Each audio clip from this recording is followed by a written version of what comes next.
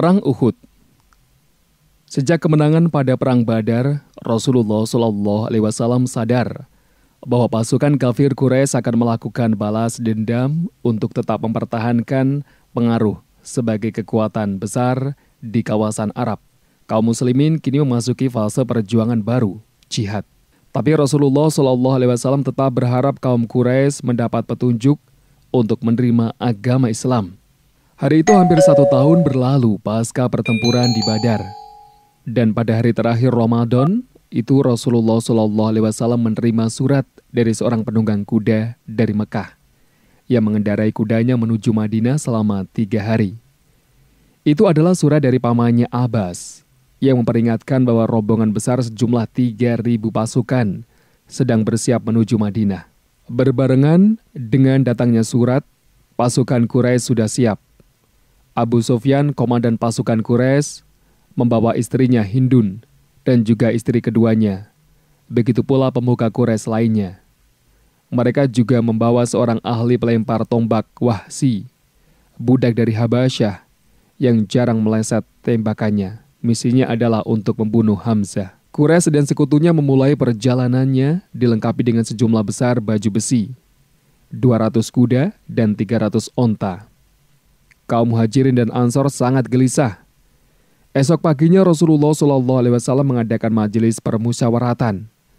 Melalui diskusi dan konsultasi didapat bahwa mayoritas pasukan muslim tidak sepakat dengan penyerangan dari dalam tembok kota. Lalu Rasulullah SAW memutuskan untuk menyerang. Siang harinya mereka mendirikan sholat Jumat. Tema khutbah Rasulullah SAW saat itu adalah jihad yang membutuhkan kesungguhan dan usaha keras. Beliau menyatakan bahwa kemenangan akan mereka raih jika mereka tetap sabar dan menyerukan mereka untuk melakukan persiapan dengan menyebut nama Allah. Rasulullah SAW menyiapkan pasukannya menuju ke arah Gunung Uhud agar mendapatkan posisi yang strategis. Saat mereka baru di tengah perjalanan, matahari mulai tenggelam. Rasulullah SAW memerintahkan mereka untuk berhenti dan menginap di tempat tersebut sebelum senja tiba. Tapi Abdullah bin Ubay bersama-sama dengan 300 kaum munafikin lainnya memanfaatkan momen tersebut untuk kembali ke Madinah tanpa berbicara sedikit pun dengan Rasulullah SAW. Kini pasukan kaum muslimin berkurang dari 1.000 menjadi hanya sekitar 700 pasukan yang akan melawan 3.000 pasukan kafir dari Mekah.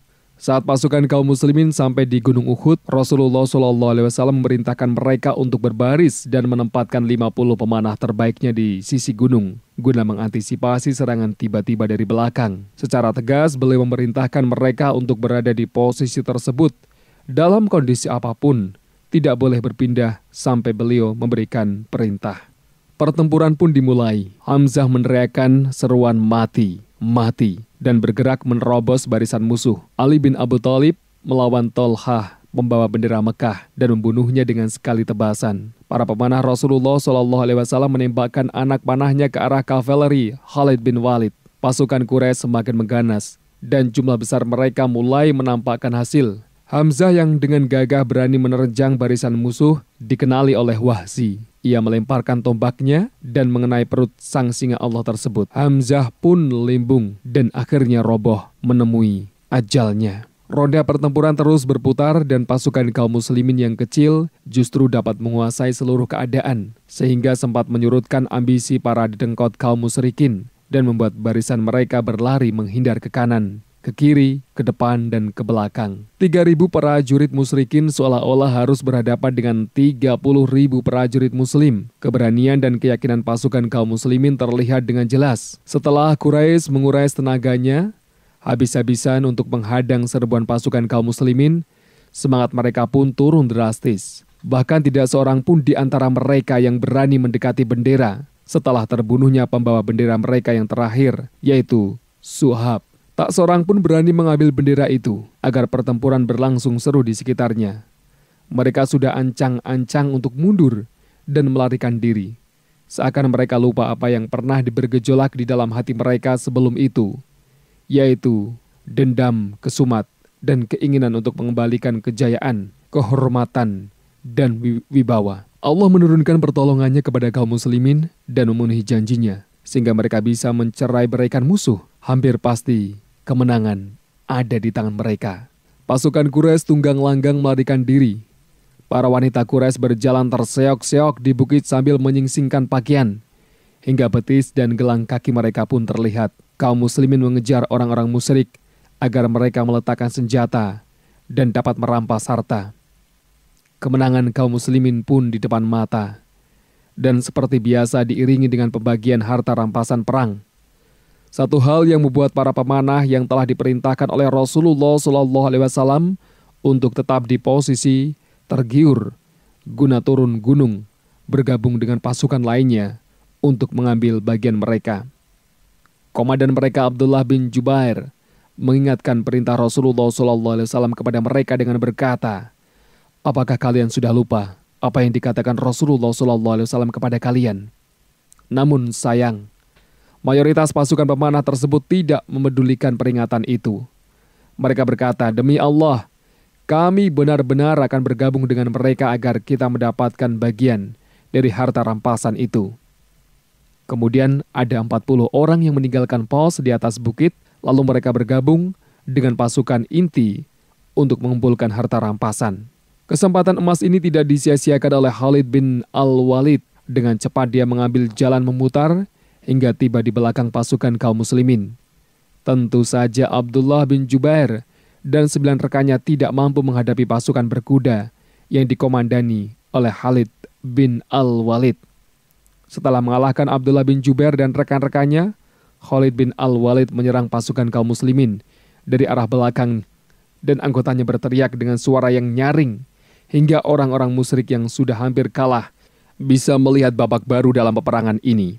Keadaan berbalik, kini mereka bisa menguasai keadaan. Salah seorang wanita di antara mereka, Amrah bin Al-Qamah Al-Harisiyah, segera memungut bendera yang sebelumnya tergeletak, lalu mengibar-ngibarkannya. Orang-orang musyrik menoleh ke arahnya lantas berkumpul di sekitarnya. Mereka saling memanggil hingga cukup banyak yang berkumpul di sana.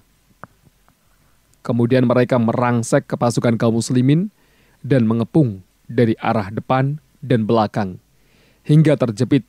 Serangan pasukan Quraisy dari segala arah membuat seluruh strategi pasukan kaum muslimin mental.